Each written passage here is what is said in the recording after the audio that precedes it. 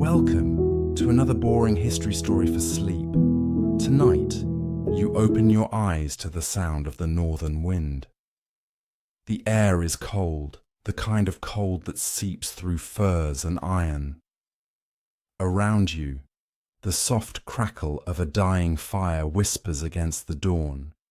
You are in a Viking camp, a sea of quiet tents scattered across the frosted earth. The horizon glows faintly, caught between the grey of night and the pale blue of morning. Ravens call in the distance. Somewhere nearby, someone sharpens a blade, slow and steady, as if the rhythm itself were part of an ancient ritual. You shift beneath your cloak heavy wool, damp from the mist. The weight of your axe rests across your lap. Its blade catches the early light, dull but familiar, like an old memory. You are a berserker, one of the chosen few, sworn to fight with the fury of gods. Yet now, in this quiet hour before battle, you are still. The world around you hums softly the low breath of men asleep, the distant roar of the sea beyond the cliffs, and the faint beat of your own heart. Steady as a drum, for now there is no war, only calm. Only the ancient north, vast, endless, and waiting. So breathe in the cold air of dawn, and let us drift into the life of a Viking berserker on the Norse Battlefront. Welcome, traveller. Tonight, we journey together to the icy fjords and misty forests of Scandinavia, to a time when the northern winds carried the stories of gods and warriors alike. Close your eyes gently, if you haven't already, and let your mind drift slowly toward the past. Imagine the soft whisper of the cold wind over the mountains, the faint shimmer of sunlight reflecting off the waves, and the distant cry of gulls over a frozen coastline. You are stepping back, far beyond the comforts of today, into a world shaped by courage, endurance, and the quiet rhythm of survival. Take a slow, deep breath, in and out. Feel your shoulders loosen, your body softening, your mind readying itself to follow the journey. The year is long past, yet the land remains eternal, its forests still dense, its rivers still clear. You will walk among the Norse people tonight, observing, listening, and feeling the heartbeat of a world both fierce and calm. Here, the clash of swords is distant for now. For you, this is a time of quiet discovery, of gentle steps along snow-covered paths, and the soft murmur of village life before the sun rises over the fjords. Let your thoughts settle as if snow is falling softly around you, blanketing everything in a serene white hush. Each flake a whisper of history, each breath a quiet rhythm that matches the pulse of the land. You are safe. You are here. You are ready to experience life as a Viking, not through the eyes of battle alone, but through the delicate, often unseen moments, the forging of iron, the preparation of hearth fires, the careful tending of animals, and the camaraderie shared around a low-burning flame as the evening deepens. The smells of pine, wood smoke, and salty sea breeze drift toward you. Imagine them fully. They fill the air, yet they do not overwhelm. They are part of this world, just as you are part of it now. The distant sound of the ocean's waves crashing against the rocky shore blends with the soft rustle of reeds and grass. Let each sound slow your thoughts. Let it guide you further into calm. Tonight, you are both observer and participant, moving through the past with a quiet, steady presence. Now, envision the village itself, tucked along the edge of the fjord. Smoke curls gently from wooden chimneys, carrying the warmth and comfort of early morning fires. The villagers are stirring, their movements calm and deliberate. A blacksmith hammers softly on a glowing anvil, sparks dancing and fading into the crisp air.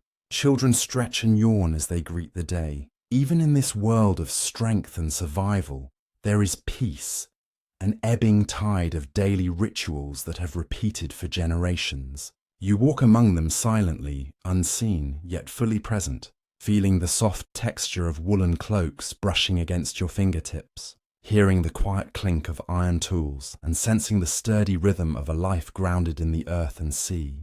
Breathe in this world, fully. Let each detail settle into your mind. the scent of cured meats hanging near the hearth, the shimmer of frost on thatched roofs, the distant glint of the fjord waters catching the early light. Every detail is gentle, every sensation calm. You are not here to conquer or to fight. You are here to observe, to feel, to drift alongside the daily life of a people both brave and serene. Let your heartbeat align with this slow rhythm, each pulse a quiet echo of history's unfolding. Feel the wind once more. It moves over your skin, carrying stories of long journeys, quiet victories, and the enduring calm that exists even in a warrior's world. You are part of that wind now, brushing softly across the fjord, lifting the mist, caressing the pine forests, gliding over snow-laden fields. Each breath you take is a step further into relaxation, into the immersive calm that allows history to wash over you like the gentle tides of a quiet sea. And so, as the village awakens, as the smoke rises and the first light glimmers across the water, you let yourself sink further into this world. Your body grows heavier in its chair or bed, your eyelids softer, your mind slower. The journey has begun. You are here and you are safe. You are ready to move gently into the life of a Viking Berserker. Not through battle, but through the calm, steady rhythms that shaped their days. Let your imagination drift as your body begins to follow, sinking into the softness of night, the quiet of memory, and the serene pulse of history itself. The story begins not with people, but with the land itself. To step into the Norse world is to step into a landscape carved by ice, water, and endless time. You find yourself standing on a rocky outcrop high above a fjord, the air still and cool, touched with the faintest shimmer of morning light. The fjord below stretches deep and long, a mirror of polished steel set between towering cliffs. Its waters do not rush or roar. They rest in silence, a calm surface broken only by the rippling wings of a passing seabird. Breathe here for a moment. The air is sharper than what you are used to, filled with salt from the sea and resin from the forests. As you draw it in slowly, it feels clean, bracing, but also grounding, as though it clears a quiet path in your mind. When you release your breath, a faint cloud drifts into the cold air, vanishing softly, like smoke dissolving into the sky. Behind you, forests stretch endlessly, thick with pine and fir. Their trunks rise straight and tall, each one a silent pillar of green. Between them grow birches with pale white bark that seems to glow faintly in the dawn light. If you listen carefully, you can hear the soft rustle of needles as the wind passes through. It is not a loud sound, not a restless storm. Instead, it is hushed, like whispers in a language you cannot fully understand. The voice of the land speaking in its own rhythm. Beneath the trees, the forest floor is soft with moss, muted shades of green and brown. Patches of frost cling to the ground, catching glimmers of pale light, each crystal like a tiny star resting beneath your feet. You walk carefully here, every step cushioned, every sound softened until it seems you are gliding quietly through the woods. The Norse knew this forest intimately. It was their shelter, their workshop, their sacred ground. Each tree could become timber for a hall, a ship, or the handle of a tool. Each plant had meaning, whether for healing, weaving, or fire. Yet as you stand among them now, the forest does not feel like a resource. It feels eternal, patient, and vast. The trees are older than you, and they will remain long after you, watching silently as the centuries pass. From the forest, your eyes are drawn back toward the fjord. The cliffs surrounding it rise steep and rugged, dark stones scarred by ancient glaciers. Some faces are smooth, glinting faintly where moisture freezes, while others are jagged, breaking into ledges where small shrubs cling desperately. Ravens perch there, black against the grey rock, their calls deep and resonant, but even they sound unhurried, their voices echoing through the fjord in long, slow notes that seem to stretch the moment further. The water below carries its own story. It is not just a body of water, but a lifeline, an artery connecting village to village, fjord to fjord, and eventually to the open sea. It is the same water that fed fish to nets, carried boats to trade, and opened pathways to distant lands. But here, At dawn, it is still, quiet enough to see the reflection of the sky above. Pause to look up at that sky. It stretches wide, unbroken, brushed with pale colours. The horizon carries faint pinks and purples, while higher above the blue deepens slowly with the rising day. In the Norse mind, this sky was never empty. They saw Yggdrasil, the world tree connecting heaven, earth, and the underworld. They saw Bifrost, the shimmering rainbow bridge, stretching unseen between realms. To them, the clouds were not only weather, but signs, shapes painted by the gods, drifting slowly in their vast domain. As you stand here, you may notice how small you feel, yet not in an overwhelming way. Rather, it is comforting, like being held in something larger than yourself. The cliffs, the water, the forests, the sky. They do not ask anything of you. They simply are vast and calm, wrapping around you like a cloak of silence. A stream cuts down from the mountains, winding its way toward the fjord. You walk closer, listening as it trickles over stone. The sound is delicate, like glass beads tumbling gently over one another. The edges of the stream are glazed with ice, translucent and shimmering, yet the water continues to flow beneath, steady and sure. It feels timeless, as though it has been singing this song for centuries, unchanged by the passing of generations. You pause by the stream and kneel. The air here is colder, filled with the crisp scent of fresh water and stone. If you dip your hand, you feel the sharp bite of cold upon your skin, a reminder of how raw and pure this land truly is. And yet, when you withdraw your hand, the chill fades, leaving only a lingering freshness, as if you have touched something sacred. Turning again toward the fjord, you notice how the light changes. The sun has not fully risen, but its glow reaches faintly over the ridge, casting a pale silver across the water. Slowly, patiently, the world brightens. The shadows of the cliffs grow softer, the mist above the water begins to lift, and the outlines of distant hills sharpen in clarity. It is as if the land is waking alongside you, unhurried, content to stretch itself gently into the day. This is the land that shaped the Norse, rugged, vast, sometimes unforgiving, but always beautiful. It is a place where silence holds power, where the air itself feels alive, and where every stone, tree, and wave carries a story. For you standing here, it is an invitation to slow your breathing, to let your thoughts settle, and to walk gently into a world where time moves differently. And so, you remain for a moment longer, listening to the wind, watching the still water, and feeling the vastness of forest and sky around you. The fjord is not just scenery, it is the threshold into another life. One where you may soon step among villages, ships, and stories long past, yet never forgotten. As you walk slowly down from the cliffs toward the fjord, the vast silence of nature begins to change. Faint sounds rise from the shoreline, soft voices, the creak of timber, the steady rhythm of oars dipping into the water. A village rests here, small yet alive, its wooden houses clustered neatly along the curve of the bay. From a distance, the village looks like an extension of the land itself. The houses are built low and long, their walls made of timber and turf, their roofs heavy with thatch. Some roofs are lined with growing grasses, turning each dwelling into part of the earth. Smoke drifts lazily from small openings, curling into the morning sky, carrying with it the rich, comforting scent of wood fire. You pause at the edge of the village, taking in the atmosphere. It feels quiet here, yet not empty, more like the slow hum of life unfolding in its own rhythm. Chickens wander near the houses, scratching at the frozen ground. A pair of goats bleat softly from a pen.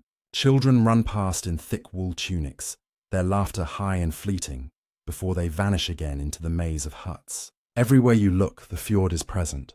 Boats are pulled up onto the shore, their hulls carved from oak, curved with elegant lines. Some are small fishing vessels, patched and worn from years of use. Others are larger, with high prows shaped into animal heads, their eyes watching the horizon. Men work steadily along the shore, scraping tar onto the wood, repairing nets, and checking the bindings of their ships. The rhythmic scrape of tools against timber blends with the soft splash of water lapping against the rocks. You wander closer to the water's edge. The ground beneath your boots is layered with sand, gravel, and seaweed, slick from the tide. A fisherman draws in his net, the rope rough in his hands. As he pulls, the net rises heavy with silver flashes. Herring, small and glimmering, their scales catching the morning light. He works without hurry, each movement deliberate as though the sea has taught him patience. The air carries the briny scent of salt and fish, mixing with the ever-present smoke of the village fires. Near the boats, women gather around broad wooden troughs, washing clothes in the cold water. Their hands move with practiced ease, dipping, wringing, and beating cloth against smooth stones. They speak softly to one another, their words drifting in and out of hearing like the gentle tide. You cannot understand their language, but their tone carries warmth, the quiet companionship of daily life shared. Step back for a moment and notice how the village is arranged. Paths of packed earth wind between the houses, leading up the slope towards small fields and pastures. There, the ground has been cleared for barley and rye, though at this time of year the soil rests in silence. Stone fences mark boundaries, their rough shapes softened by frost and moss. Beyond them, the forest begins again, tall trees standing watch at the edge of cultivated land, a reminder that wilderness is never far. A hall rises at the center of the settlement, larger than the other houses, its roof reaching high, its doorway wide and carved with simple designs. This is the Longhouse, the heart of the village, where feasts are held, decisions made, and stories told by firelight. Even from outside, you can imagine the warmth within. Benches lined with furs, the glow of torches, the sound of voices weaving tales of gods and ancestors. But for now, the Longhouse remains quiet, its doorway closed. Instead, life hums gently around it. A woman kneels nearby, grinding grain with a heavy stone quern. The sound is steady, circular, like a heartbeat, grain against stone, over and over, turning kernels into flour for the day's bread. The smell of baking drifts faintly from one of the smaller houses. Flat loaves cooking on a hot stone, earthy and warm. A fragrance that seems to embrace the air itself. A dog trots past you, thick-furred and alert. It pauses for a moment, sniffing at your boots before continuing on, its tail wagging slowly. In the distance, more animals graze. A few sheep, a tethered cow, their breath rising in small clouds against the cold. The sounds of the village blend together. Dogs barking, children calling, the ring of an axe splitting wood, all softened by the steady hush of water and wind. You wander toward a small jetty where a boat is being prepared. Young men carry bundles of rope, barrels and sacks, placing them carefully into the hull. One pauses to lift his head, gazing out over the fjord. His expression is calm, but there is a hint of distance in his eyes, as though he is already imagining the sea beyond these sheltered waters. For this is a world not only of staying but of going, a world of travel, trade and raids across the open ocean. Yet in this moment the boat remains tethered, and the men work without rush, guided by the patience of the tide. As you walk slowly through the village, you notice how the people live close to both land and sea. Their food, clothing, and tools come directly from the world around them. Wool spun into yarn, hides stretched into leather, iron worked into blades. Each object has weight, texture, and purpose. There is little excess here, but also little waste. Life feels balanced, practical, and deeply tied to the rhythms of nature. The sky above brightens further now, the sun just cresting over the ridge. Its light spreads across the fjord, touching the village in gold. Roofs glow softly, smoke turns to silver, and the water shimmers as though scattered with coins. The day has begun, and yet it does not rush. Time here unfolds like the slow turning of a wheel, steady and unhurried. You pause one last time at the water's edge, watching the reflections ripple and shift. The village continues around you, voices low, fires crackling, ships resting in the shallows. It is not the clamour of a city, nor the silence of the wilderness. It is something in between, a gentle balance of human life and nature. And as you stand there breathing slowly, You realize that this quiet village is more than a place. It is a doorway into the world of the Norse, a world where strength is built from the land, where stories are carried on the sea, and where each day begins with the same simple rhythm: water, fire, and sky. You step away from the shoreline, following a path of packed earth that winds gently upward through the cluster of homes. The smell of the sea lingers behind you, but as you climb, another scent begins to take its place. The warm, earthy fragrance of wood smoke mixed with the faint tang of pine resin. It grows stronger with every step, guiding you toward the great hall at the heart of the village. The longhouse rises before you, its roof pitched steeply, stretching long and low across the ground. Compared to the smaller homes of the villagers, this structure feels immense, a place designed not only for shelter, but for gathering, memory, and ritual. Its walls are made of heavy timbers, fitted carefully together, insulated with turf and clay to withstand the northern winds. At the edges, carvings catch your eye, simple yet deliberate lines etched into the wood, shaped into spirals, knots, and animal forms. These marks are more than decoration. They are symbols of protection, memory, and continuity, tying the hall to generations who have lived here before.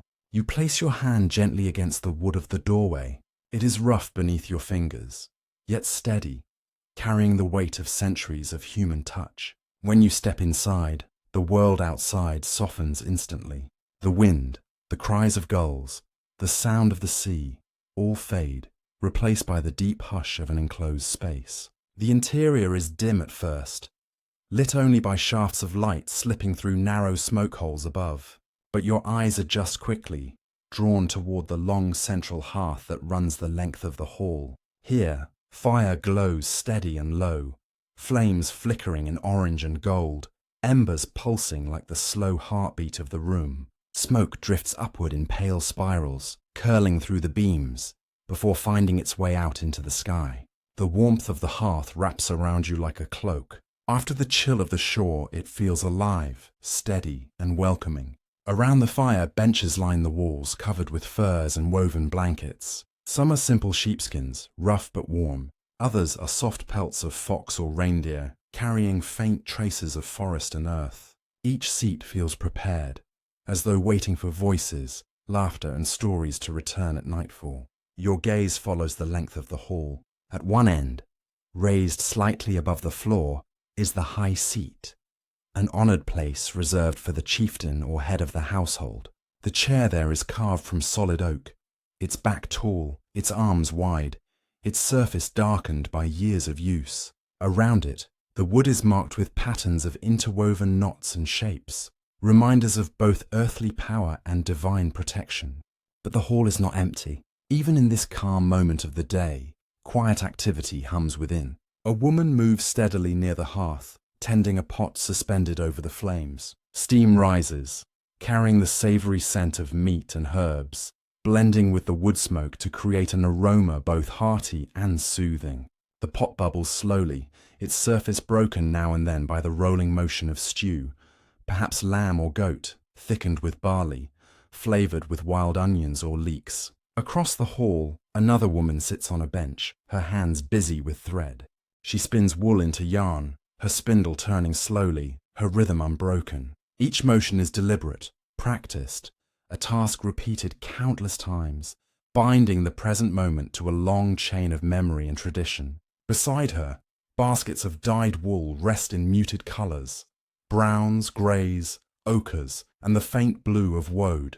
Children move quietly through the space, their voices hushed as though instinctively softened by the presence of fire. One rolls a carved wooden toy along the ground, a simple horse with wheels for legs. Another plays with a small bone figure, its surface worn smooth from years of touch. Their laughter, when it comes, is soft, quickly swallowed by the great space, blending into the gentle crackle of the flames. As you sit on one of the fur-lined benches, your body begins to ease into the rhythm of the hall. The fire's warmth loosens your breath, slowing it, deepening it.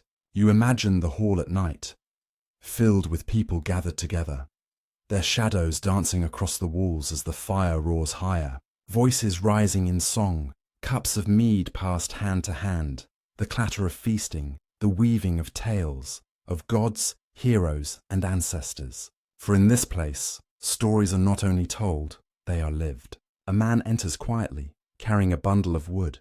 He moves without hurry, laying the logs gently by the hearth before feeding one into the flames. Sparks leap upward, scattering briefly like stars before fading into smoke. The fire answers with a low sigh, flames catching along the bark, renewing their steady glow. You watch the process unfold as though it is part of a larger ritual, one of countless acts that sustain life in the north. Tending fire, tending food, tending story. At the edges of the hall, tools and weapons rest. A round shield leans against the wall, its wooden surface painted with faded red. Beside it, a spear stands upright, its tip of iron glinting faintly in the firelight. Yet here, in the warmth of the hall, these are not instruments of war, but quiet reminders of the responsibilities carried by those who live within these walls. As the firelight shifts, you notice something else. Hanging from the beams above are small charms and objects. Bones carved into shapes, bits of antler, even smooth stones etched with faint runes. They sway gently in the smoke, their forms catching glimmers of light. Some are protective, meant to guard the hall. Others are offerings, tokens left for gods or spirits. Each tells a story, not in words, but in presence. You lean back into the furs, allowing the hall to surround you. The air here is thick with layers of time. Today's stew mingling with yesterday's smoke. The warmth of countless fires echoing through the beams. The memory of voices lingering like shadows on the walls. The longhouse is more than wood and stone. It is a vessel of community, memory, and belonging. Slowly, your gaze drifts upward to where the smoke curls and fades into the beams. You imagine it rising not just out into the sky, but into the realm of the gods, the ash tree Yggdrasil connecting earth to heavens. For in the Norse mind, no fire, no story, no life exists alone. Everything is bound, woven together like threads of wool, like runes carved into wood. Time seems to slow here, stretched out by the fire's glow. The hall does not rush, it breathes, it waits, it shelters, and as you sit in its warmth, you too begin to slow, to match its rhythm. The longhouse holds you gently, like a cradle of timber and flame. And for a moment, as your eyes half close, you feel as though you are not only inside history, but inside the very heartbeat of the north. The evening air is cool as you step quietly into the Viking harbour. The sun is low, dipping toward the horizon, painting the waters with shades of pale gold and gentle rose. The longships rest along the wooden piers, their carved prows reaching upward like silent guardians. Some are fierce dragons with curling tongues, others are serpents, their painted scales faded by wind and salt. Their sails, now furled, hang in neat folds, heavy with the day's dampness. The harbour is not loud, not frantic. Instead, it hums with the soft rhythm of ordinary life winding down. A fisherman bends over his nets, carefully teasing out a stubborn knot. The sound is gentle, a rasp of rope against his calloused hands. Nearby, barrels of salted fish are stacked neatly in rows, waiting to be loaded or sold at tomorrow's market. A gull cries overhead, its wings dark silhouettes against the fading sky, before settling along the pier to watch the scene unfold. You breathe in the air, sharp with sea salt, softened by the smoke of distant hearth fires drifting down from the village. There is the faint tang of tar as well, used to seal the longships against the sea. The air feels alive, touched by centuries of tides, storms, and journeys across waters that stretched farther than most could imagine. A boy runs along the pier, his laughter carrying softly over the water. He balances a wooden toy ship in his hands, setting it gently into the shallows. The miniature boat rocks and tips before righting itself, its tiny sail catching the breeze. His father, a shipwright, pauses from his hammering to watch with a quiet smile, pride in his eyes. You follow the curve of the shoreline, and the boards beneath your feet creak with each careful step. At the far end of the pier, two men speak in hushed tones. Their voices are low, but you can sense the weight of their talk. Perhaps they share word of trade from distant lands. Silks from the east, amber from the northern coasts, silver coins carried back from the markets of Francia. The Viking world was never isolated. Its people moved between cultures, carrying stories, goods, and sometimes conflict across the seas. Yet here, in this moment, the harbour feels still, tucked safely into the embrace of twilight. The longships rest like sleeping giants, their hulls strong, their keels scarred by countless voyages. You reach out, running your fingertips lightly across one, feeling the roughness of wood worked by hand. These ships were more than tools. They were lifelines, weaving villages into the fabric of the known world. To sit within one under sail was to trust the sea, to feel the wind as both an ally and a threat.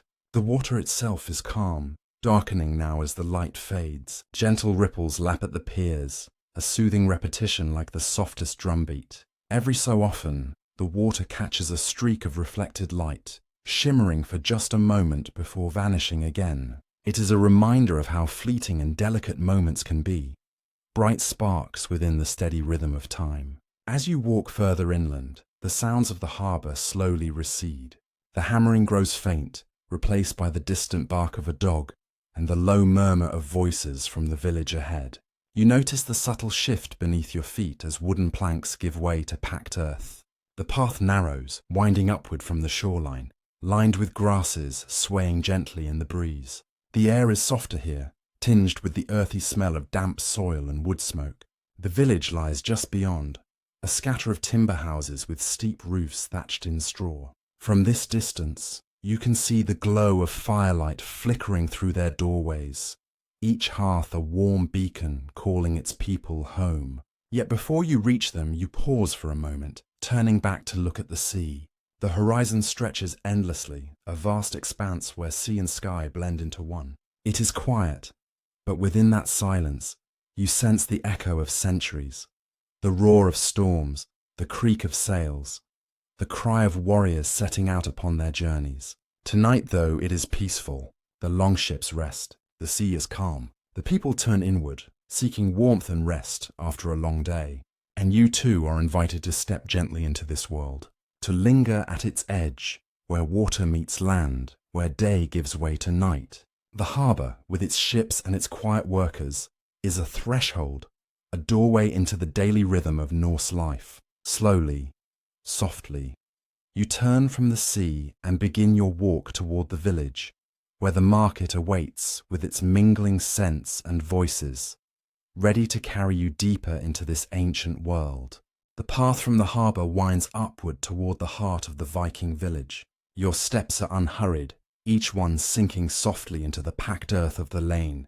Ahead, the market square glows with gentle firelight. Torches flicker in iron brackets, their flames bending in the evening breeze, casting long shadows that sway across the timber walls. The square is not bustling now. It is quiet, softened by night, yet signs of the day's liveliness remain. Wooden stalls line the edges of the open space, their goods covered with cloth for the night. You can almost imagine how the place must have sounded earlier. Vendors calling out their wares, the chatter of neighbours trading gossip as much as goods, the bark of dogs weaving between legs in search of scraps. Now, however, the market has settled into a hush, as though the village itself exhales. You pause near a stall where small clay pots are arranged neatly in rows. Their rounded shapes catch the torchlight, glowing softly in hues of amber and cream. These pots once held butter, mead, or herbs gathered from the fields and forests nearby. Each one is marked by a hand, its slight imperfections a quiet reminder of the potter's work.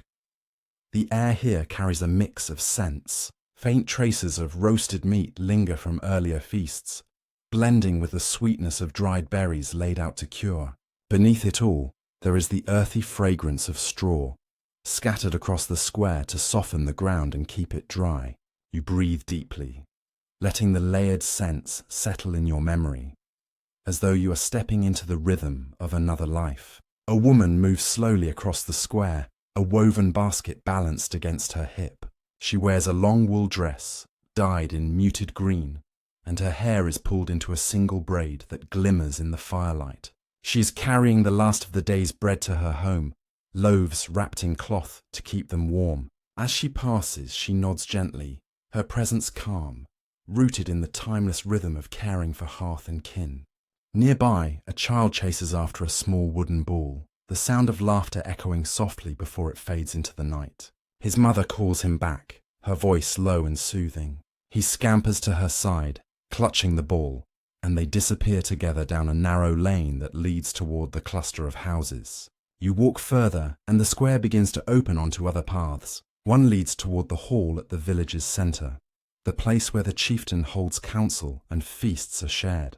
Another winds toward the fields beyond, where sheep and cattle rest in pens, their soft lowing barely audible against the quiet night. Yet here, in the square, time seems to slow. A storyteller once stood here, you imagine, recounting sagas by the light of the flames. His voice would rise and fall like waves, carrying tales of gods and heroes. Odin wandering in disguise, Thor lifting his hammer, Freya weeping tears of gold. The people of the village would gather close, their faces lit by firelight, their eyes wide with wonder. In these stories, the past and the present would blend, reminding them of who they were and where they came from. You linger near one of the market stalls where tools are displayed. Iron nails, wooden handles, and small knives with carved hilts. Each is crafted for daily survival, simple but essential.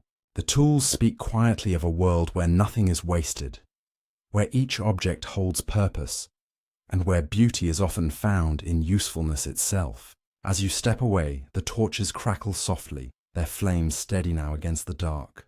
The square grows quieter still, as though it has fallen into a gentle slumber. And with it, you too feel your steps slowing, your body relaxing into the rhythm of the village at rest. The path leads you onward, toward the cluster of timber houses that circle the square. Their walls are made of rough-hewn logs, their roofs steep and layered with straw that rustles faintly in the wind. From within, a warm glow seeps through small openings, each home lit by the steady flame of a hearth fire. You imagine what it is like inside.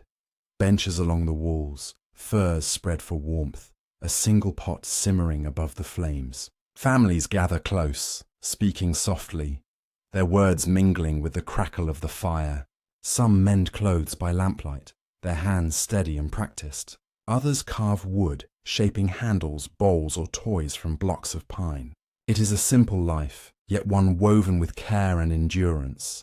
Each task done with patience, each evening guided by the steady beat of the hearth. You pause here, just outside the square, letting your gaze sweep once more across the village. The market stalls, the torchlight, the quiet hum of families settling into their homes, all of it feels like a tapestry, threads interwoven into a life both ordinary and extraordinary. You sense that this village, though modest, is alive with a strength carried from the sea, from the land, and from generations who walked these same paths under the same endless sky. And now softly, gently, you step further inward, following the path that will lead you to the great hall itself, where flickering light and distant song await, ready to carry you deeper into the heart of this Norse world. The path slopes gently upward, guiding you from the market square toward the largest building in the village. Before you even see it, you sense its presence. The faint hum of voices drifts on the night air, mingled with the warm scent of roasted meat and smoke from pinewood fires. And then, at the crest of the hill, the great hall appears. Its tall timber frame rises against the star-filled sky, the roof thatched thick with straw, its beams carved with curling shapes of dragons and knots. 2 torches burn brightly at the doorway, their flames steady, as though standing guard. This is the heart of the village, not just a place of shelter, but the soul of its people. As you approach, the heavy wooden doors stand ajar, spilling light into the night. You step inside, and at once the world changes. The hall is warm, its air thick with the fragrance of wood smoke, mead, and herbs. Long benches stretch down either side, lined with villagers wrapped in cloaks of wool and fur. The murmur of voices rises and falls in steady rhythm, never rushed, but gentle, like the sound of waves reaching the shore. At the far end, the great hearth blazes, its flames leaping upward, casting golden light across the beams above. Sparks drift lazily into the air, glowing for a heartbeat before fading. Around the fire, people gather with bowls in hand, passing platters of roasted lamb, fish from the fjord, and flatbread baked in the day's ovens. The crackle of firewood mingles with the soft clatter of cups and spoons. You take your place along one of the benches. The wood is smooth from years of use, and a fur has been spread across it for comfort. A clay cup of mead is placed into your hands. Its warmth seeps into your fingers, the honeyed drink golden in the firelight. You lift it slowly, and the taste is rich, sweet, carrying the faint sharpness of herbs gathered from the hills. All around you the hall hums with life, but not with noise. It is steady, calming, as though the rhythm of the gathering matches the rhythm of the sea outside. Men and women speak in low tones, their words flowing like a river of shared stories. Some laugh quietly, their joy softened by the closeness of night. Others listen with eyes half closed, letting the cadence of conversation wash over them. At the hearth, a man begins to pluck at a lyre. The sound is gentle, each note ringing like droplets of water falling into a still pool. His melody rises and falls, threading through the hall like smoke, drawing the voices into quiet. Soon, a woman's voice joins the music, her song low and clear, singing of journeys across the sea, of sails lifted to the wind, of warriors who never returned but live forever in memory. The hall listens, not with stillness, but with breath, each chest rising and falling in unison, each heart moved by the song's slow tide. You close your eyes for a moment, letting the music seep into you. The fire's warmth, the lyre's rhythm, the singer's voice. It is all steady, gentle, designed not to stir, but to soothe. Even here, in the hall of feasts and council, the night has its own quiet power. When the song ends, a soft silence lingers before the voices return, subdued now, as though even speech respects the echo of melody. A platter of food is passed to you, roasted fish seasoned with herbs, slices of bread still warm, and a handful of dried berries. Each bite is simple, but deeply satisfying, a reminder that nourishment is both survival and celebration. Across the hall, children sit close to their mothers, their heads nodding with sleep. One curls against his mother's cloak, his small hand still clutching a wooden toy. The sight is tender, timeless, a reminder that even in a world of sea voyages and battles, peace resides here, in the hearth-lit stillness of family. A dog pads softly across the hall, its coat gleaming in the firelight. It pauses at your bench, looking up with calm, patient eyes, before lying down at your feet, resting its head against the wooden floor. Its breathing is slow, steady, adding another layer of calm to the hall's quiet chorus. At the far table, the chieftain speaks, but his tone is unhurried, more reflective than commanding. He tells of trade journeys, of ships that returned with silver, glass, and silk, treasures from lands beyond the sea. His words are not of conquest tonight, but of connection, of how the village thrives because of what the waters bring. His voice carries the weight of wisdom, but also the gentleness of one who knows that strength is as much about patience as it is about might. Time stretches inside the hall, unmeasured and soft. The fire glows brighter, though outside the night deepens. Around you, the villagers lean back on their benches, some with eyes closed, their breathing slow, as though the hall itself is lulling them into rest. You sip once more from your cup, the mead now mellow on your tongue, before setting it aside. The fire crackles, the lyre hums, the voices drift in low tides, and here, in the great hall, you feel the village's heart steady, calm, and eternal, beating in rhythm with the waves that lap against the shore. Soon you will step outside again into the cool night air. But for now, you remain in the hall's embrace, warmed by its fire, cradled by its song, and carried deeper into the dreamlike current of this Norse world. When at last you step out from the great hall, the change is almost startling. The warmth of fire and voices falls away, replaced by the cool touch of night air. For a moment, you simply pause at the threshold, breathing in deeply. The scents of pine smoke and roasted meat fade into the sharper freshness of sea salt, damp earth, and heather carried on the breeze.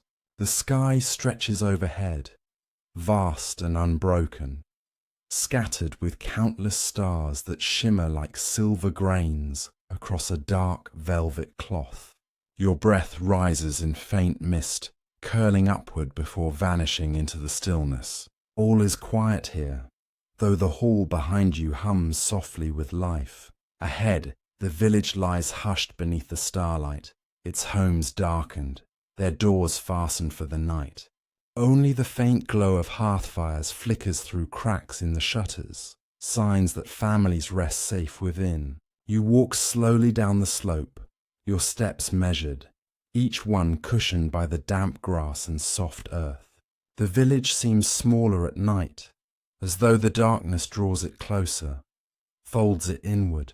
Yet there is no unease, only a sense of calm protection, as though the night itself watches tenderly over the sleeping homes. At the edge of the settlement, you notice two figures moving steadily with torches in hand. The light illuminates their cloaks and the metal rims of their shields. These are the Night Watch, warriors who walk the borders of the village until dawn. They nod to you as you draw near, their expressions calm, not burdened by tension, but guided by quiet duty. Theirs is not the restless vigilance of a battlefield, but the steady care of guardianship. You fall into step beside them, the crunch of your boots joining theirs in rhythm. Together, you follow the winding path that leads between the outer homes and down toward the water's edge. The torches flicker against the beams of fences and the trunks of birch trees, casting long shadows that sway gently on the ground. The air carries the faint sound of the fjord, its water lapping against the shore, sometimes with the soft tap of a drifting piece of wood against stone. The watch speak only occasionally, in hushed tones, pointing out the brightness of the stars above, or the distant outline of a mountain silhouetted against the sky. One gestures toward the northern lights, soft bands of green and pale violet weaving faintly along the horizon, like silken ribbons fluttering at the edge of sight. The spectacle is quiet, subdued tonight, as if the heavens themselves know it is time for rest, not awe. You reach the shoreline, where the longships rest in their moorings. Their prows rise like shadowed guardians, carved with fierce shapes of dragons and beasts that gleam faintly in the torchlight. The ships are silent, their sails furled, their hulls rocking gently with the tide. Even here, where these vessels wait for journeys of trade or war, there is no sense of danger, only of pause, of stillness before the next dawn. One of the watchmen kneels to check the rope that binds a ship to the dock. His movements are careful, unhurried, and when he is satisfied, he rises with a faint nod. The simple act seems almost ceremonial, as though tending to the ship is an offering, a gesture of respect to the sea that has long sustained this people. You continue along the path, leaving the harbour behind. The torches burn steadily, but above, the stars shine brighter still, their light clean and cold. The constellations are familiar to the watchmen who point out their shapes: the Great Bear, the Swan, the Hammer of Thor outlined faintly among the stars. Each story is spoken softly, almost like a lullaby, as though the night itself listens and remembers. Beyond the village, the land opens into meadows and fields. The grass is silvered with dew, glistening faintly where the starlight touches it. You walk slowly through this wide expanse, and the quiet deepens further. Even the sounds of the sea are distant now, replaced by the faint rustle of an owl's wings overhead, or the sigh of wind through tall grass. At the far end of the patrol's path, you pause by a small rise where stones have been set in a circle. The watchmen lower their torches, and together you sit for a moment in silence. From here, the view is endless, the fjords stretching like a mirror of the sky, the mountains watching like ancient guardians, the village nestled safely at their feet. All seems balanced, eternal, as though this night has no beginning and no end. One of the watchmen begins to hum softly, a tune without words, deep and steady. The sound blends with the sigh of wind, with the faint ripple of water, with the hush of night. It is not a song of battle, nor even of work. It is simply a song of presence, of keeping time with the world around you. The melody carries no urgency, only calm, like a heartbeat slowed to perfect rest. The torches crackle gently, their flames leaning as the breeze moves through. Soon, the watch will complete their circle and return to the village, but you remain seated for a little while longer. The stars above seem brighter now, countless and infinite, their light reaching across centuries, whispering stories older than any hall, older even than the sea. And here beneath them you breathe deeply. Each breath is slow, each thought softened, as though your body itself is being guided into stillness. Around you the Norse world sleeps, and within it, so do you, safe, watched over, carried by the quiet strength of night. The night has settled softly across the Norse world, carrying with it a hush that seems to blanket the earth itself. You step slowly, guided by the gentle flicker of torchlight, until the path widens before you. Rising out of the darkness, majestic and quiet, stands a great wooden hall, part palace, part temple, a place where rulers and warriors once gathered to honor the gods, and to speak of matters far beyond the concerns of everyday men. Its tall beams reach skyward, carved with winding patterns of beasts and runes, and though the night presses in, the faint glow of firelight spills warmly from the slats in the walls. The air smells of pine resin, smoke, and the faint sweetness of honey that once dripped from ceremonial cups. You pause at the threshold, and for a long moment simply breathe, letting your chest rise and fall in a rhythm as calm and steady as the waves against the distant shore. Each breath seems to draw you deeper into the past, deeper into this quiet space between waking and dream. Stepping inside, you find yourself enveloped in a soft radiance.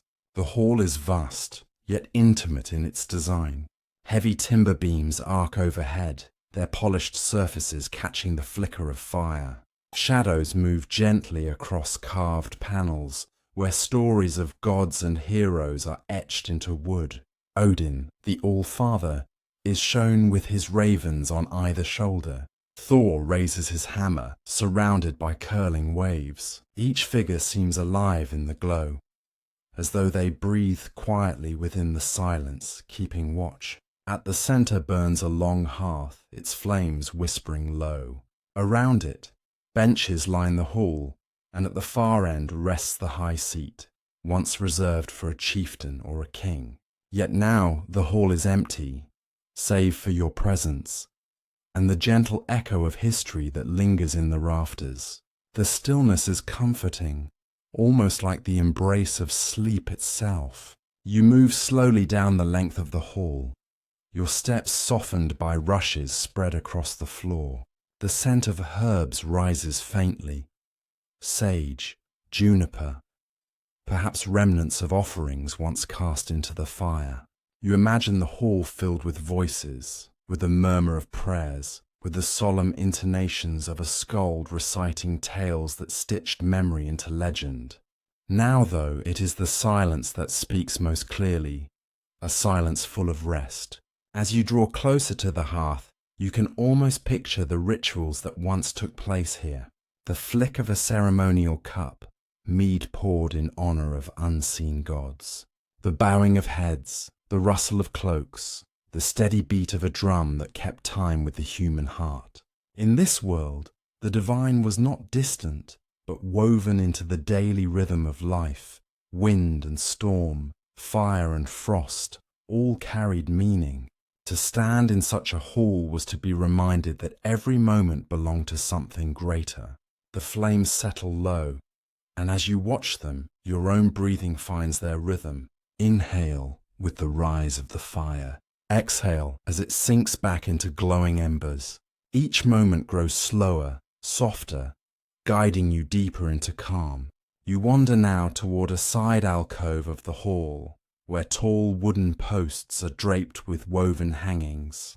The fabric shimmers faintly in the firelight, dyed in muted reds and deep blues, embroidered with spirals that echo the endless cycles of the sky. When you touch the fabric, it feels cool at first, then warm beneath your fingertips, as though it carries the memory of countless hands that once brushed against it. Here, perhaps, was where offerings of food or carved figurines were placed, left for the gods with quiet hope. You imagine a mother placing a token for her son before he left for the sea, a farmer bowing his head before planting in the spring. The hall was more than stone and timber. It was a vessel for trust, for fear, for yearning, for the steady thread of human faith. The silence thickens, but it does not weigh heavily. Instead, it feels like a gentle companion, encouraging you to slow, to linger. You sit near the hearth, resting your body as though you too are a guest in this hall. The fire glows low and steady. Above, smoke drifts toward the rafters, vanishing into the night beyond. When you look once more at the carved figures, their eyes seem softer now, less watchful and more serene.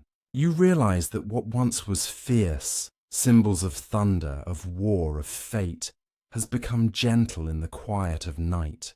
History itself has softened with the passing centuries, just as your own thoughts begin to soften now, flowing like water towards stillness. The hall is no longer only a place of gods and rulers. Tonight it is a place of rest. The beams that stretch upward are like branches of a tree, holding the sky safely above. The hearth is like the steady beat of a heart, its glow never failing. And you, sitting within its embrace, are part of a story that stretches endlessly forward and back, one heartbeat within the greater rhythm of time. You close your eyes for a moment, hearing only the crackle of the fire and the faint whisper of wind outside. When you open them again, the hall feels even more dreamlike, as though you are already halfway between waking and sleep. This is the palace of memory, the temple of rest, and you are safe here.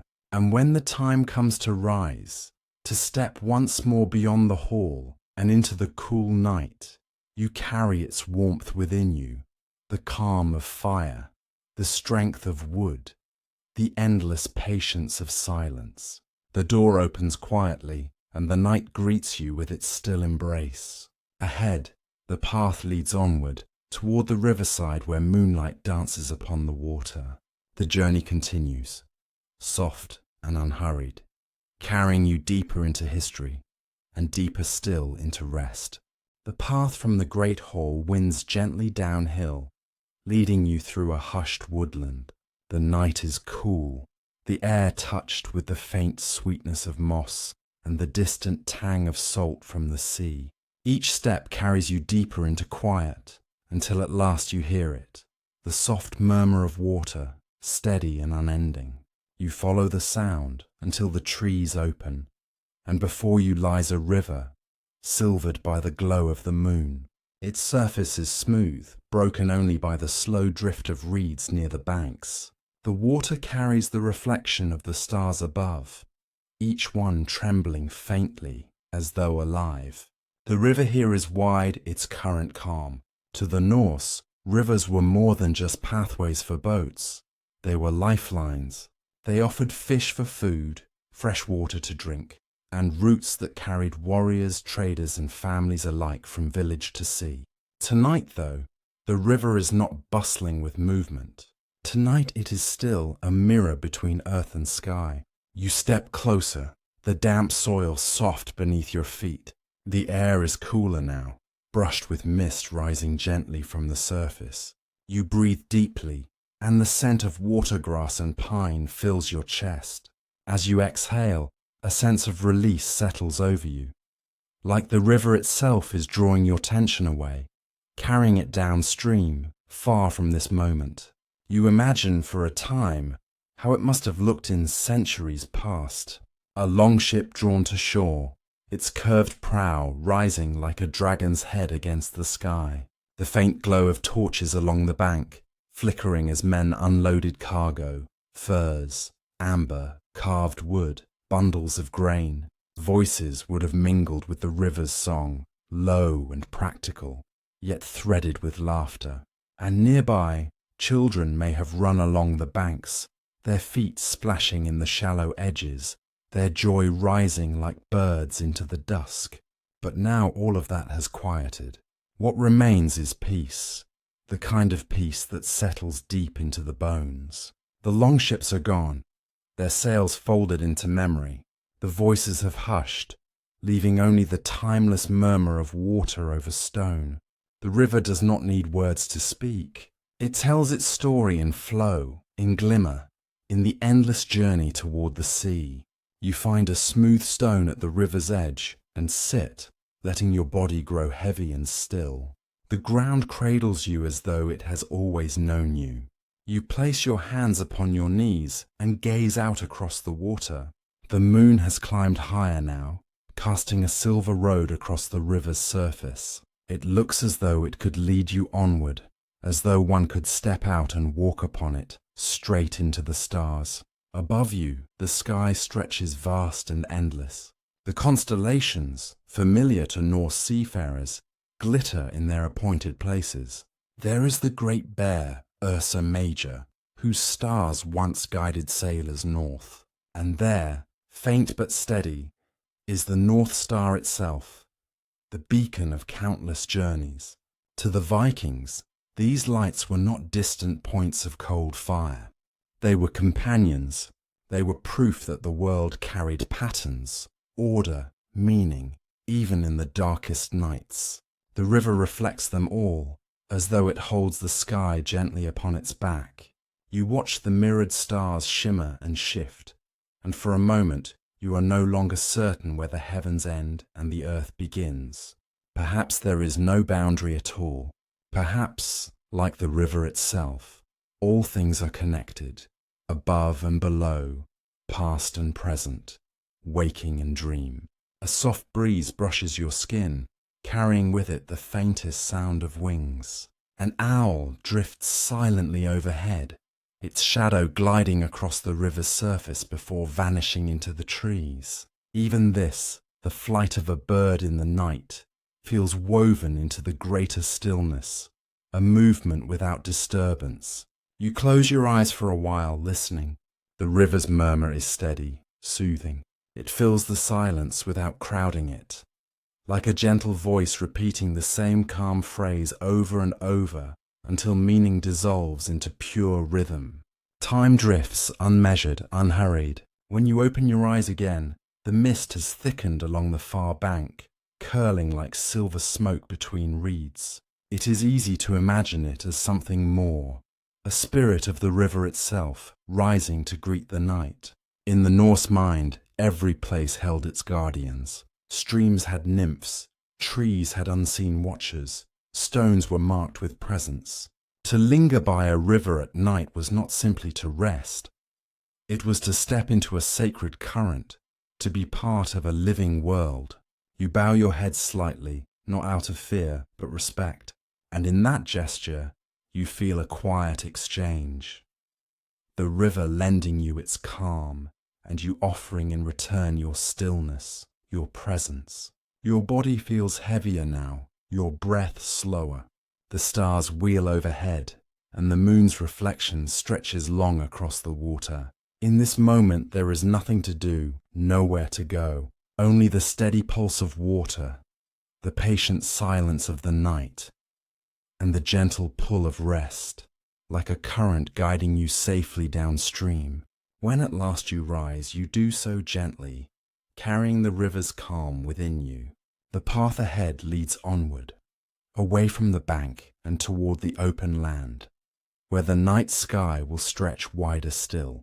The journey continues, but each step is slower now, softened, as though you are walking not just through history, but through the very fabric of dream.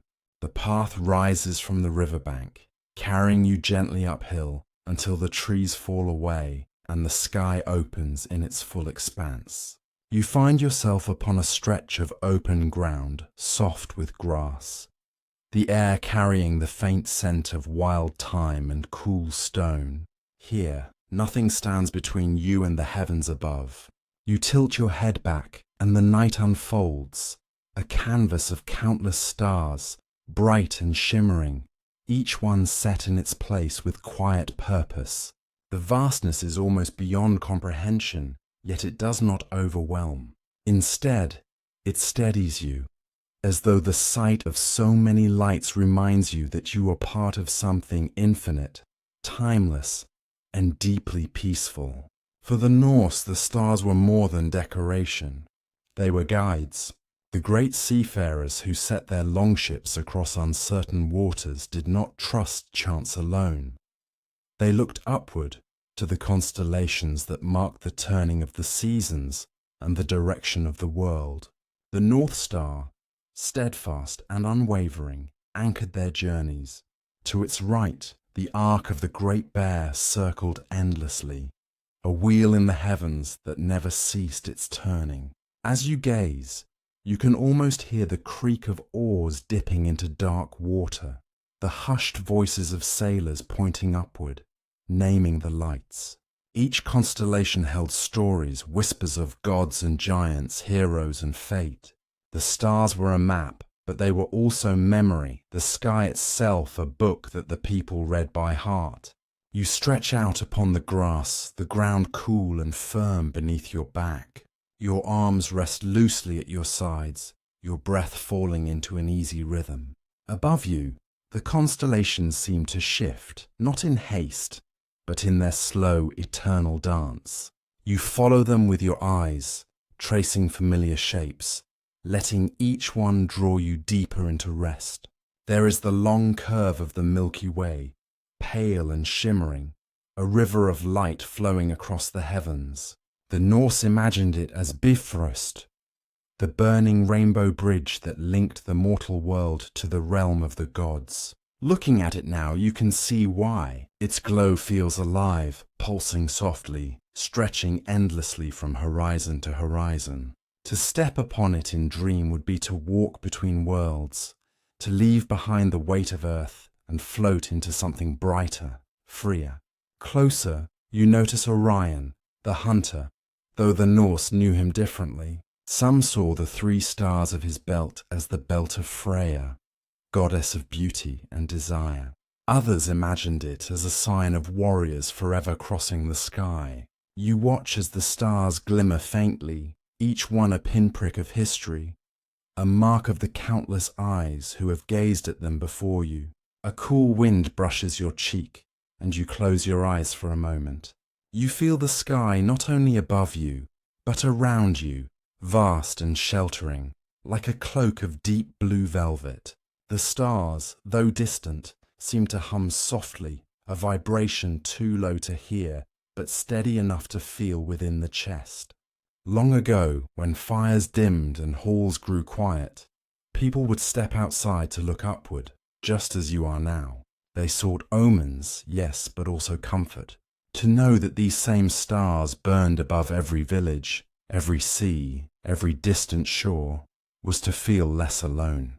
No matter how far one travelled, the constellations were familiar, eternal companions in the night. Your breathing slows, matching the rhythm of this timeless view. Each inhale feels like drawing in starlight.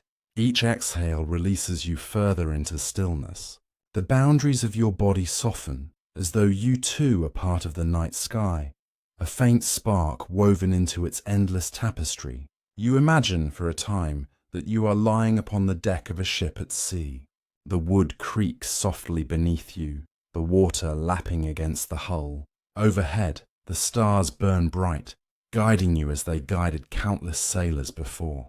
There is no fear, No storm, only calm, only the infinite map above.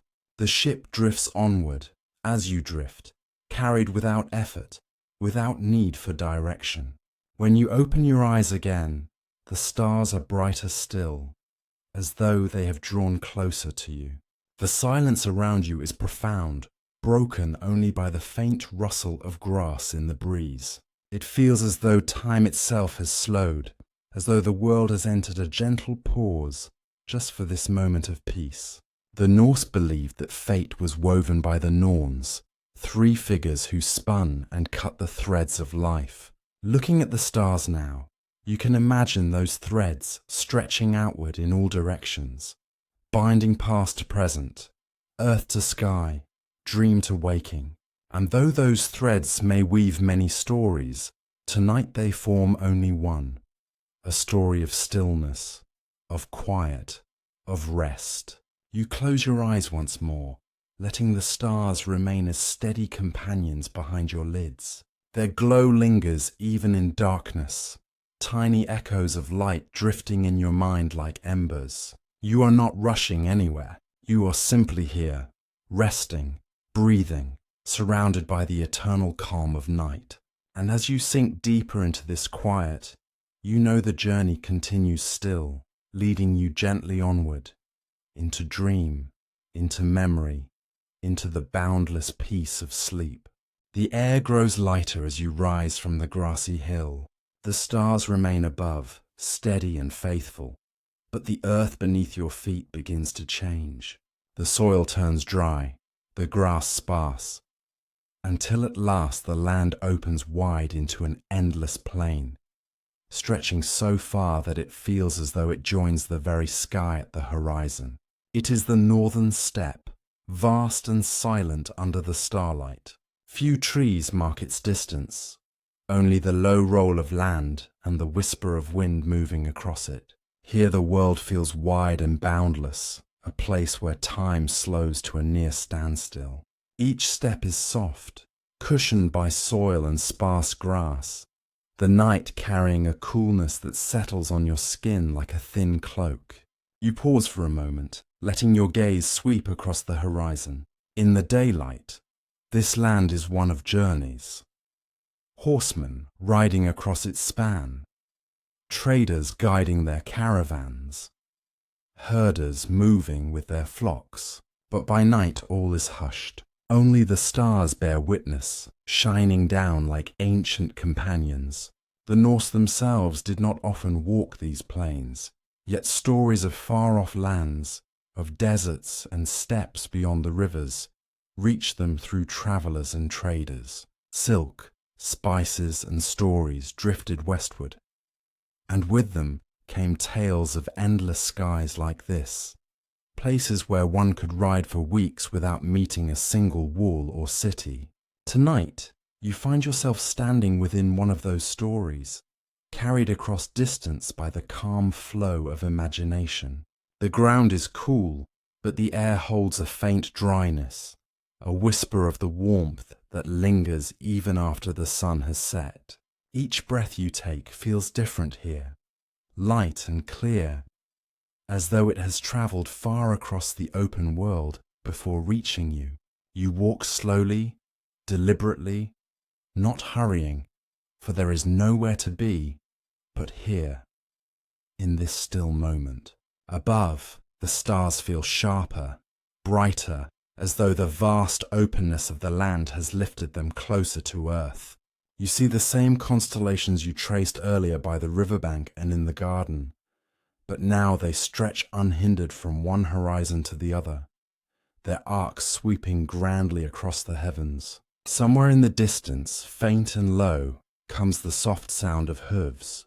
You picture a line of horses moving across the steppe, their breath misting in the cool air. Their riders are wrapped in cloaks, quiet and patient, guided not by roads but by stars. For centuries, these plains were pathways between worlds, silent highways of grass and sky. Tonight they are a pathway only for rest. You lower yourself to the earth once more, finding a place where the grass grows in a gentle tuft, forming a natural bed. The soil beneath is firm, steady, grounding. You lie back, arms at your sides, and once again the sky fills your vision. But here, without trees, without rivers, without walls, the stars seem almost overwhelming in their number. They spill endlessly across the blackness, so many that it feels as though the heavens themselves are alive with light. Your breath slows, syncing with the steady rhythm of the earth beneath you. With each inhale, you draw in the stillness of the night. With each exhale, you release whatever weight you carried from the day. The steppe holds no judgment, no expectation, only silence, only vastness, only rest. The Norse sagas sometimes spoke of journeys beyond the known, of places so wide they seemed unending. They imagined lands where gods might walk unseen, where threads of fate stretched into distant horizons. As you lie beneath the steppe sky, you can feel the truth of that vision. The world feels larger here, yet at the same time, it feels safe, as though you are part of something too wide to ever be lost. The wind brushes gently across your face, carrying with it the scent of earth and faint herbs. Its sound is steady, like the long exhale of the world itself, calming and eternal. You imagine it lulling travelers to sleep, guiding dreamers into deeper rest, as it does now for you.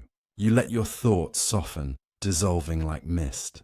You no longer need to follow the constellations, nor the whisper of distant hooves. The stars can guide themselves. The earth will hold you. The steppe, with its infinite horizon, invites you to release everything, to simply be. In the far distance, the faintest glow touches the edge of the sky. Perhaps the hint of another world, another dawn, or perhaps only a dream. Either way, it does not matter. Here, in the starlit steppe, there is only now, only stillness, only the gentle embrace of the night. You close your eyes, and the stars remain behind your lids, glowing softly like embers. The horizon fades, the earth steadies, and you drift slowly and peacefully into the deep currents of rest. The journey continues, but now it moves within, into dreams, into memory, into the quiet sanctuary of sleep. The night is deep now. Wherever you wander, whether across riverbanks, gardens, or the wide open plains, a hush has settled. The world itself seems to have drawn in a long, slow breath, holding it gently. You find yourself walking once more along the quiet streets of an old settlement. The stones beneath your feet are smooth with age, worn by the countless steps of those who came before. Though the alleys are silent, you can almost hear them. Echoes of voices that once filled the night, footsteps that rang against the cobbles, laughter carried on the air like a fleeting song. Though these streets are silent now, they once carried life. Children once played here, chasing one another in the fading light of the day. Merchants once unpacked their wares, their stalls filled with goods from near and far. Sailors once returned home, their boots heavy from the sea, their eyes bright with stories. And warriors once strode these very paths, their armour glinting faintly in the torchlight, their voices bold, their hearts fierce. But time has softened all of it. What remains now is memory, soft and faded, like the impression left on sand when the tide has long receded. You pause, standing in the middle of an empty street, and close your eyes. For a moment, you let yourself imagine it all around you again. The low murmur of voices, the flicker of torches, the smell of baked bread drifting from a nearby hearth, the faint clang of a smith at his forge. And then, with the next breath, you let it go. The sounds dissolve back into silence. The houses remain still, their shadows long and quiet. The torchlight is gone, leaving only starlight, silver and steady. The past has whispered, and now it has retreated once more. You walk on, slowly, gently. Your steps are not hurried, for there is nowhere to reach. With each stride, you reflect on how entire lives were once lived here, full of the same small moments that make up your own days. The joy of friendship, the weight of worry, the sweetness of shared meals, the quiet relief of rest, and yet all of it passed, just as this moment will pass. And that is not sorrowful. It is natural, like the flowing of water, the drifting of clouds, the rising and setting of the sun. The past has left behind a gift, not its noise nor its urgency, but its stillness, a reminder that everything eventually softens. You pause again and lift your gaze upward. The stars are above you, just as they were above them. The same constellations that guided ships and wanderers. The same lights that comforted children in their beds. The same sky that lovers once watched together, hand in hand. The sky does not change. It has seen all of it, and it holds all of it. There is something profoundly soothing in that thought, that though the world shifts and changes, though voices fade and walls crumble, the stars remain. They are the eternal witnesses, the gentle keepers of memory, and tonight they shine for you, just as they shone for those who walked these streets centuries ago. The stones beneath your feet are cool, the air is calm, you breathe in deeply, allowing yourself to sink into this timelessness. History has a way of reminding us of something very simple, that we too are part of a larger story. We are not separate. We walk the same earth, breathe the same air, rest beneath the same sky. You take a few more steps and find yourself at the edge of the settlement, where the houses thin and the land opens into a small field. The grass stirs gently in the night breeze. A single path stretches outward, leading nowhere in particular, perhaps to another village, perhaps to the sea, perhaps only into dreams. You stop there, at the threshold between what was and what is, and you linger. The silence feels almost like a lullaby now, steady, tender, enfolding. It carries no demands. It asks nothing of you. It only invites you to rest, to release, to let the world grow soft around you.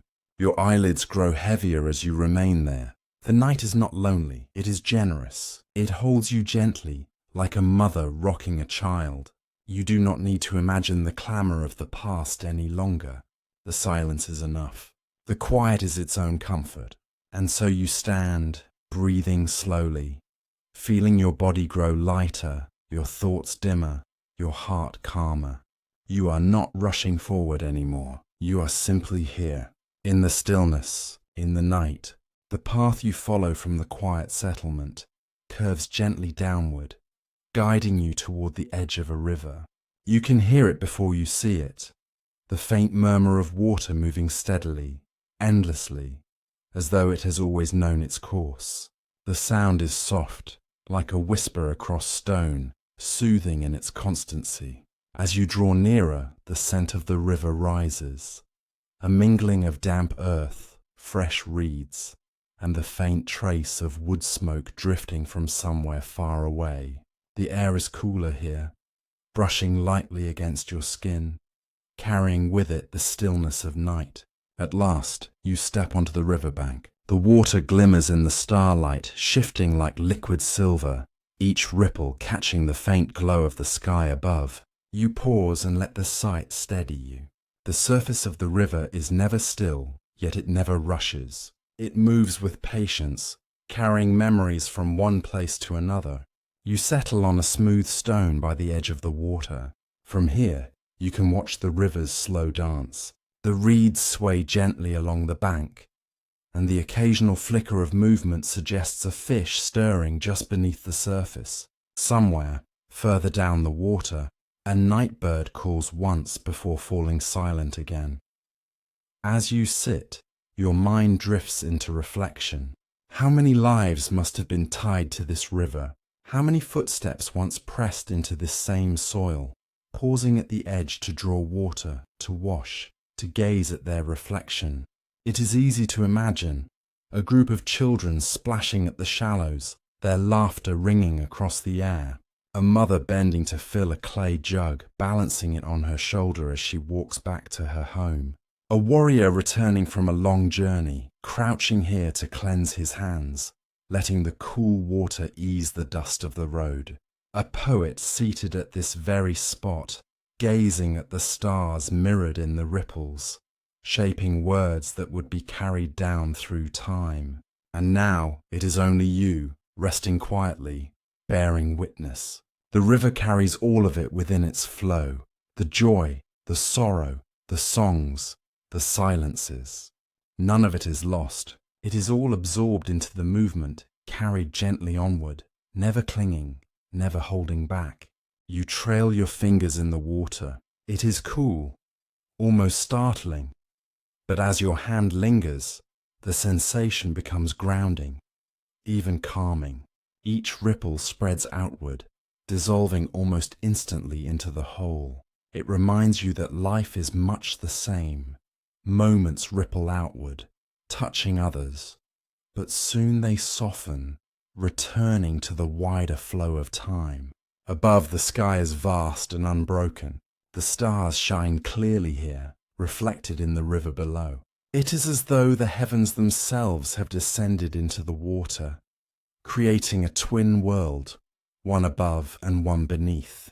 For centuries, people must have looked at this same sight and felt a sense of connection, that quiet realization that we are not separate from the universe, but part of it, held within its endless design. You breathe in deeply, allowing your chest to rise and fall with the same rhythm as the water's flow. Slowly, steadily, you let your body loosen. The river seems to murmur with each breath, reminding you that it is all right to release, to drift, to let go of the weight of wakefulness. Your eyes follow the current as it moves into the distance. Somewhere far away, it may widen into the sea, joining the vast expanse of waters that touch every shore. The people who lived here must have known this too, that their river was not isolated, but connected to a greater whole. And perhaps that gave them comfort. As it gives you comfort now, the river becomes almost a companion as you linger. Its voice is gentle and constant, a lullaby sung by the earth itself. You can imagine travelers stopping here after long journeys, resting by the water, letting its sound soothe them into sleep. Tonight, you are like one of them, a wanderer in time, finding rest at the water's edge. You lean back slightly, your gaze softening, half on the stars above, half on their reflection below. The boundary between the two blurs until it seems as though you are suspended in both worlds at once, cradled between heaven and earth, water and sky, past and present.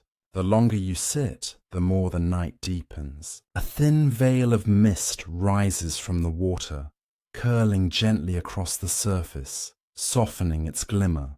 The air is cooler now, but it does not chill you. Instead, it wraps around you like a blanket, light and protective. You close your eyes and listen. The water's movement, the faint sigh of the reeds, the silence stretching beyond. It all weaves together into a single sound, steady, tender, unbroken.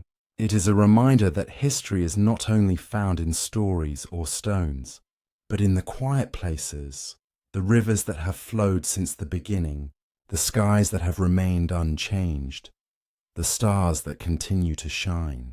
These are the threads that tie you to all who have come before and all who will come after. You remain by the river for a while longer, unhurried, breathing slowly, allowing its rhythm to become your rhythm. With each breath you feel lighter, with each ripple calmer. The river whispers to you, not in words, but in sensation. You are part of this flow, safe within it, held by it.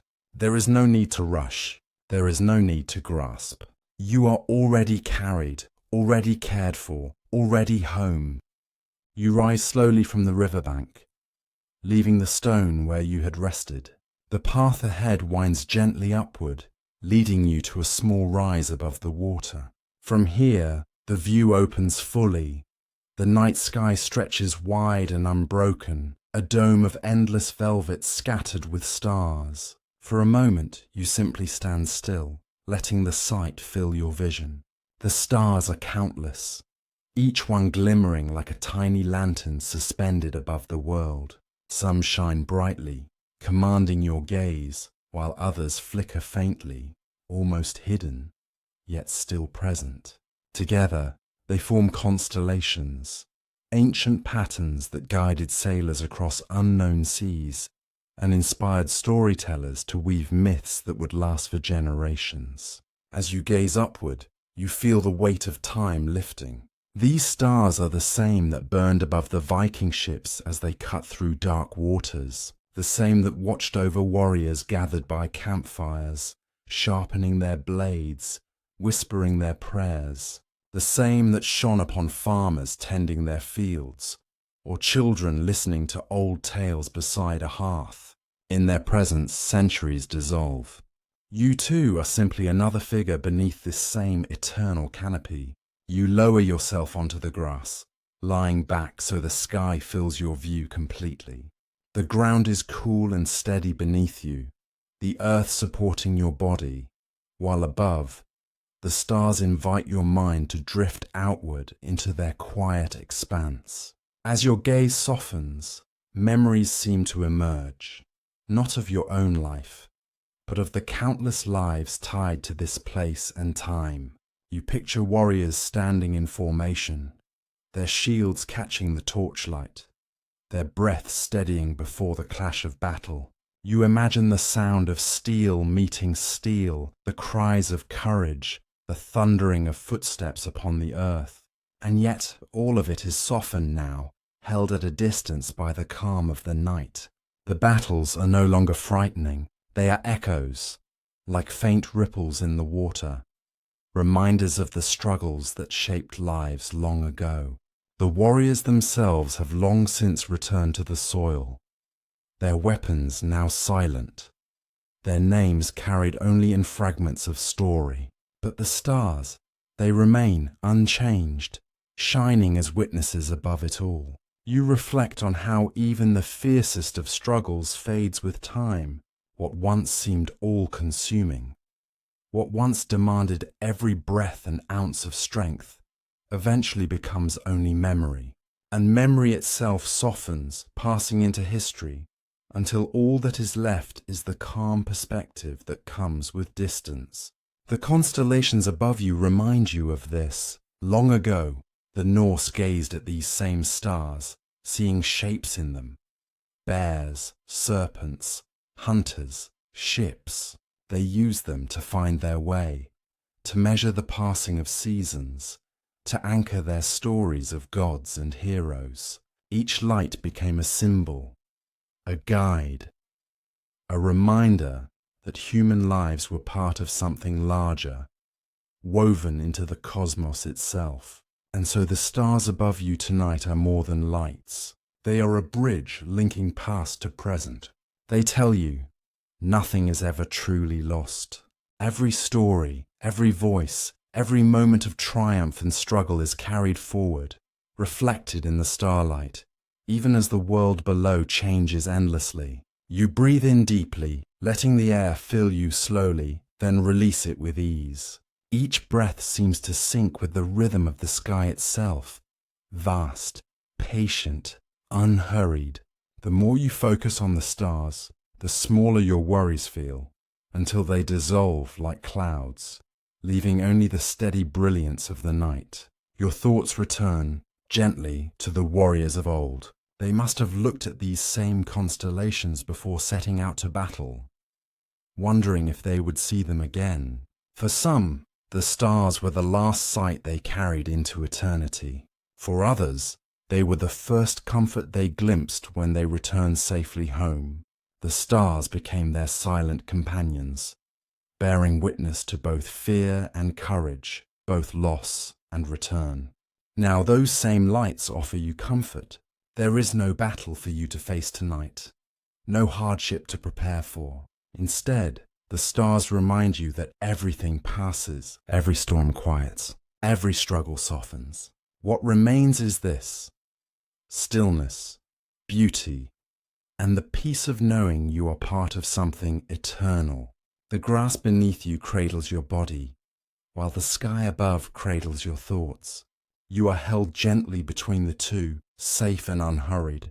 Time itself seems to stretch, no longer rushing forward, but moving in slow, steady waves. You close your eyes for a moment, and even then, the stars remain in your mind, glowing softly behind your eyelids. You can feel their presence, calm and steady, as though their light has sunk inward, illuminating you from within. When you open your eyes again, the sky is unchanged, eternal, patient, watching. The stars remind you that no matter what may have once unfolded on these lands, no matter the battles, the victories or the losses, peace eventually returned. The earth healed, the rivers flowed, the people found their rest, and now you too can follow that same path toward rest. A cool breeze stirs, brushing against your skin, carrying the scent of distant pine and faint smoke from fires that have long since gone out. You let the breeze carry away any final remnants of tension, as though it sweeps through you gently, clearing, softening, leaving only calm behind. Above, the stars remain, infinite and unbroken. They have carried countless generations into sleep, and tonight they will carry you as well. You allow yourself to sink deeper into the earth beneath you, breathing slowly, eyes half-lidded, gaze still soft upon the glittering expanse above.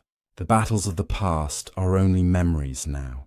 The warriors have found their silence, and under this same sky you too can drift into silence, safe, at peace, watched over by the eternal stars. The stars above continue to shimmer, steady and unbroken, yet your gaze slowly drifts downward once more. The world around you feels softer now, as though wrapped in a veil of quiet. The river, the earth, the trees, they all share in the same silence, a silence that feels both ancient and eternal. You rise gently from the grass, your body light, your steps slow. Each movement carries with it the awareness that time itself is slowing down, encouraging you not to rush, not to strain, but simply to exist in this calm unfolding. Ahead of you lies a narrow path, worn smooth by countless footsteps of those who lived long before. You begin to follow it, each step carrying you deeper into reflection. The path winds gently past boulders and patches of moss, past small pools where the night sky reflects itself perfectly, as though another universe lies hidden within the water's surface. You pause by one of these pools. Its surface is still, and for a moment you see your own reflection framed by the stars above. For just a breath, you seem to merge with the night itself, your features softened, your presence becoming part of the landscape. You realize that this too is what happened to those before you. Their lives, their faces, their voices have melted into the great silence of the past, leaving only gentle impressions in the flow of history. You linger here, allowing the thought to settle. Though their names may be forgotten, though their footsteps have faded, the essence of their lives is not gone. It lingers in the land, in the rivers, in the sky. It is carried forward in the stories told and in the quiet peace that follows after struggle. Walking again, you imagine the countless souls who once moved along this very path. Farmers carrying baskets of grain, fishermen hauling their catch, children racing with laughter, warriors returning from battle, weary yet alive. All of them once filled these spaces with sound and motion, and now it is silent. But the silence does not feel empty. Instead, it feels full, full of memory, full of presence, full of the gentle echo of lives once lived. You think of the Norse warriors once more, their voices shouted on battlefields, their oars cut through waves, Their feasts filled the air with songs. All of that energy, all of that passion now rests. And you feel the same rest seeping into you. It is humbling to realize how the world continues even after so much has passed. The forests grow, the rivers carve their way forward, the stars shine unchanging, and in this continuity there is comfort. The silence of the past is not loss, it is peace. It is the soft settling of history into memory and memory into stillness. You reach a clearing now where the land opens wide, offering a full view of both river and sky. The grass bends gently in the breeze, swaying as though in slow rhythm with your breathing. You sit here, allowing the calm to deepen. The air feels cool upon your skin, carrying with it the faint scent of pine and earth. Each breath seems easier now, lighter, as though the silence of the past has entered into your lungs, soothing and steady. Your eyes close naturally, yet the images remain within you. You see the faint glow of campfires long extinguished. You hear the echo of voices telling stories, fading into whispers, then into nothing. You feel the quiet settling over all of it, as if the world itself draws a long, restful breath. The silence is no longer just around you, it is within you. It softens your thoughts, slows the beating of your heart, and quiets the restless movements of the day. It invites you to release, to let go, to trust the flow of time. For even as centuries pass, nothing is truly lost. Every voice, every life, every breath becomes part of this greater silence. And now, you too are part of it, resting within its embrace, carried by it into peace. You reflect one final time on the simple truth. Though battles may rage, though lives may rise and fall, all returns to this silence, all returns to stillness, and it is in this stillness that peace is found. You let the thought dissolve into your mind like mist dissolving into the air. You no longer need to hold it. You no longer need to grasp at history or memory. It is enough to rest here, in the silence of the past. The grass cradles you. The stars continue their patient watch. The river flows quietly in the distance, and you, safe, calm, unhurried, allow yourself to drift deeper into stillness. The silence is complete yet comforting. The silence is ancient yet welcoming. The silence is where all stories come to rest, and where your journey tonight now gently slows into peace. The journey is complete. You have walked through the halls of memory, across rivers and under stars, carried by echoes of the past. The warriors have gone quiet. The fires have burned to embers, and the voices of long ago lives have softened into silence. Now only the stillness remains, and it belongs to you. This is your time to rest, to sink deeper into the calm that has always been waiting. The past has closed its pages for tonight. The city, the harbour, the temple, the riverside, all of it begins to fade like mist before the morning sun. You no longer need to hold it. You no longer need to carry the weight of memory. It dissolves gently, leaving only peace. You are safe here, wrapped in calm, resting under the same eternal sky that has watched over all who came before.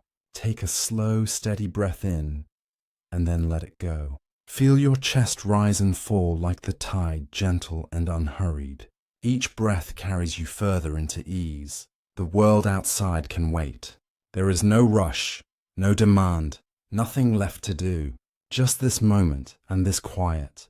Allow your body to release the last of its tension, piece by piece. Your shoulders loosen, your hands unclench. Your legs grow heavy, every part of you softens into rest. The ground beneath you is steady. It supports you completely. You do not need to hold yourself up anymore.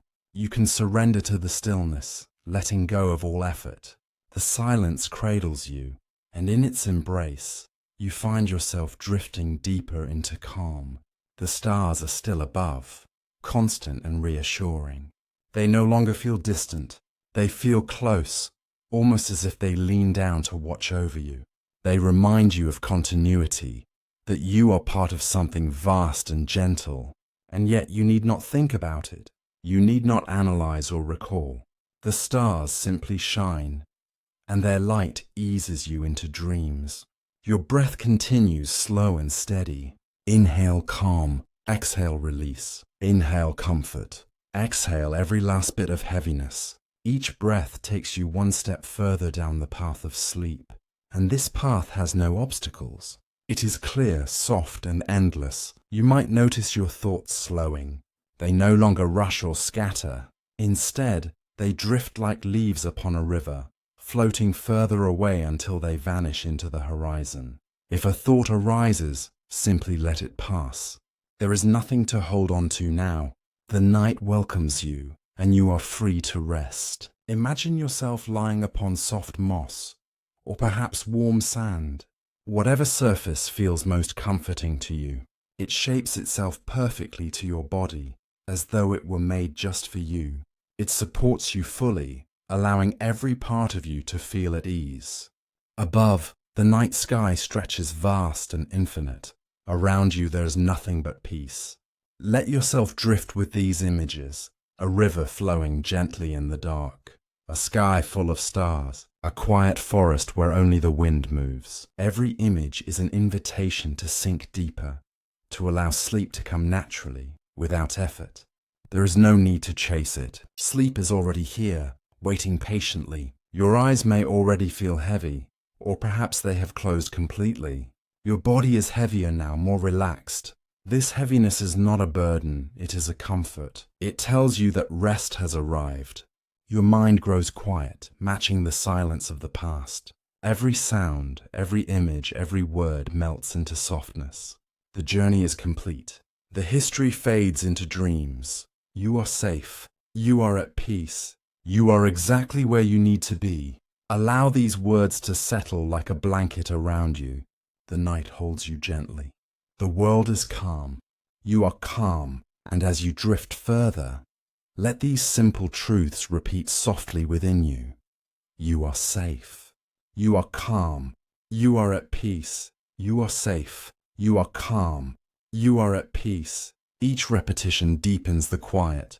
Each phrase carries you further into rest. You do not need to awaken until your body is ready. The night is long, and it belongs to you. Sleep will carry you through. You may dream of rivers, or of stars, or of nothing at all. Whatever comes will be gentle. Whatever comes will be kind. The silence now is deep, unbroken, and it is yours. Rest within it. Rest as long as you need.